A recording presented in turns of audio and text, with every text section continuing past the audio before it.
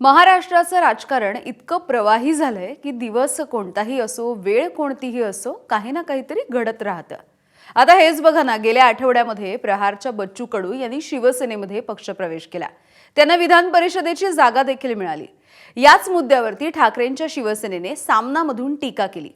पण ही सगळी गोष्ट पोहोचली थेट 2029 सालच्या विधानसभा निवडणुकीपर्यंत आणि चर्चा सुरू झाली आहे ती महायुतीमधल्या संघर्षाची.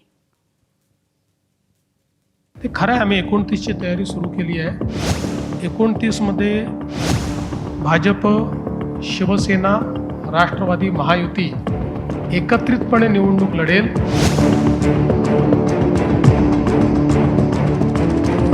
कार्यकर्ते वगैरे त्यांची बिचाऱ्यांची एक सीमित बुद्धी असते, त्यामुळे त्यांना असं वाटतं की माझाच नेता मोठा आहे असं दाखवलं पाहिजे.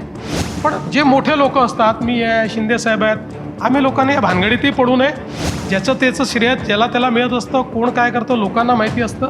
2029च्या विधानसभेत 100% भाजप अशी घोषणा दिल्यानंतरही मुख्यमंत्री देवेंद्र फडणवीसांनी एबीपी माझाच्या माझा महाराष्ट्र माझा विजनमध्ये मित्रपक्षांना सोबत घेऊन विधानसभा लढवणार असल्याचं स्पष्ट केलं.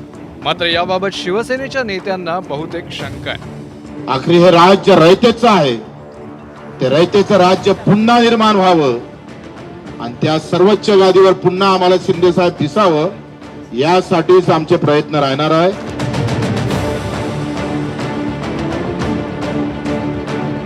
प्रत्येक पक्ष हा आपापल्या पद्धतीने तयारी करत असतो. 29ला भाजप स्वबळावर लढणार का? लढू शकते ना.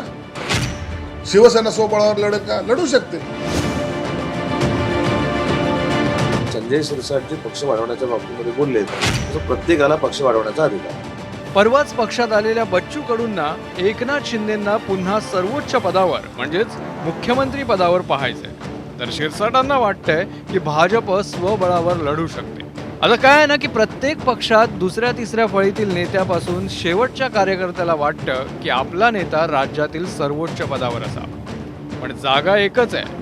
त्यातही मुख्यमंत्री देवेंद्र फडणवीस आणि उपमुख्यमंत्री एकनाथ शिंदे या नेत्यांसह कार्यकर्त्यांनाही असं वाटणं साहजिक आहे. त्यावर फडणवीसांनी अत्यंत समर्पक उत्तर दिलं. मला असं वाटतं की शिवसेनेमध्ये बोलण्याचा अधिकार हा केवळ एकनाथ शिंदेजींना. एकनाथ शिंदेजींनी जर काही एखादं